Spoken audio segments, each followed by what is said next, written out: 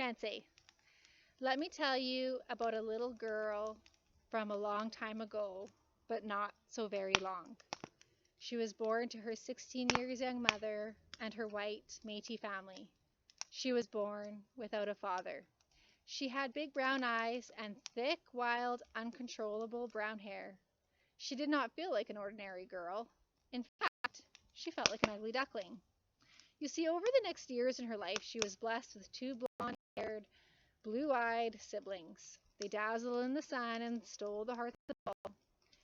She loved them so much, but she always felt different from them. She never felt like she belonged. There was something they had that she was missing, a piece of she. She often wondered about her father. She imagined many different characters, plots, and settings. It became her favorite game to play. She would create herself a new identity and escape to a life where she felt like a beautiful swan.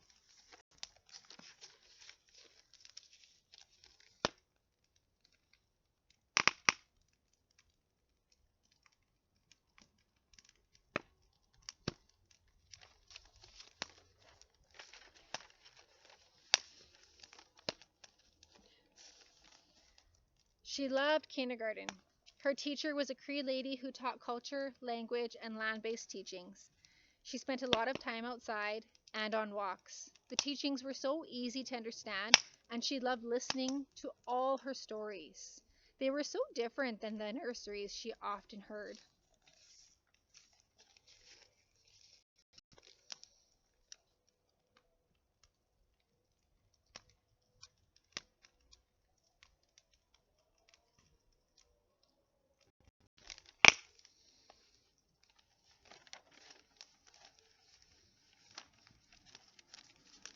She was heartbroken when she was pulled out of kindergarten because she started to sound like an Indian. Her grandma would say, with her harsh tone, I'm not a cookum, I'm a grandma. We don't speak that language. We are not Indians. We are Métis. The little girl sunk, feeling ashamed, scared, and embarrassed. She was left thinking, why are they so bad? They look the same as me. Am I bad? Is that why? She hated school. She struggled with belonging and learning. She dreaded going to school in grade 5. She cried, but Mom, I hate French. I want to go to Cree class. Please, Mom, let me be in Cree. In grade 6, she cried, but Mom, they're my friends, cousins. They let me hang out with them. They're not bad Indians. They get me and I'm happy with them. They're funny and I laugh. In grade 7, she put her foot down. No, not French. I'm going to Cree. In grade 8, she cried, I want to know him. I don't care if he is an Indian or not. It doesn't matter to me. In grade 9, she thought, so what if he is an Indian? He is cute, funny, nice, and I like him. He makes me happy. You can't decide who I like. She was 15 when she left home and ultimately school.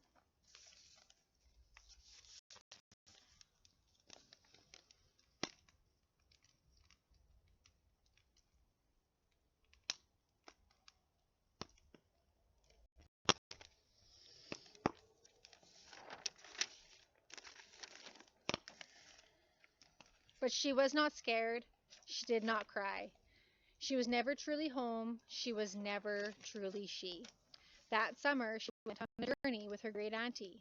Being in a native healing center was different. We sat in a circle, often holding hands and praying. There were so many stories that were similar, but so very different. Her new friends asked her, what kind of native are you? What band are you from? Embarrassed that she did not belong, she said, I'm not an Indian.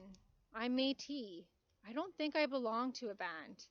They all laughed a kind and gentle laugh and held her close. All natives belong, said a young man with a gentle soul, who she never truly understood what that meant, though. She smudged, prayed, learned ceremony, sweat and pipe, the land, and love. She started to find she started to heal, she started to live. She was starting to understand.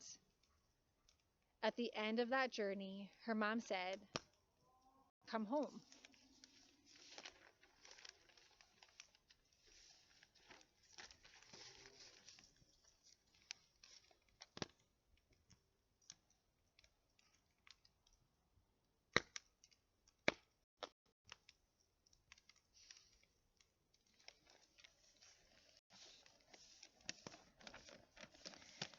She did not go home, not to that home. She had a different path to follow. She still journeys on that path with her children, her husband, family, and friends, in her education and in her career, and with spirit, but most of all with she. She was confronted by many storms, rapid waters, hot flames, and earthquakes. She still searches for her father. She still searches for her Indigenous identity. She is healing with the land, the water, relationships, and her inner she.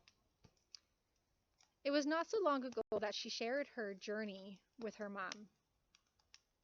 It was not so long ago that her mom started to listen and care.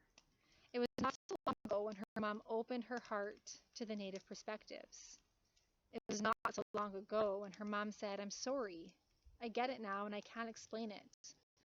I can only feel it. There are no words, but I can say, I feel so much better now. I get it. I'm sorry."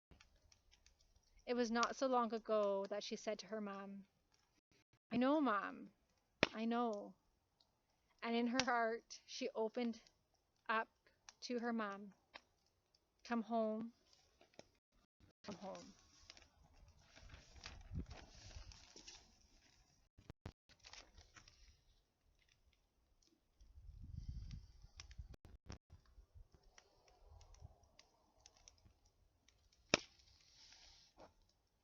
With a healing heart, she is ready to nurture the many children that need the support and care that she once needed.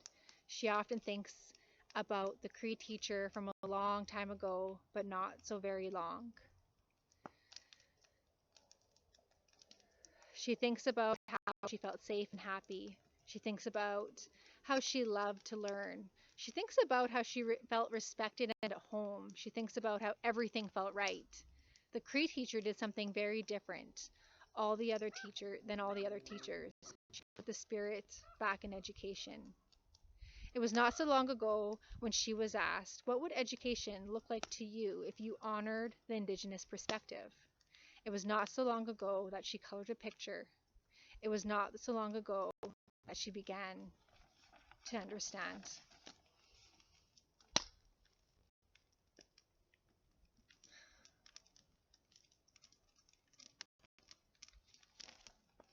Thank you. Hi, hi.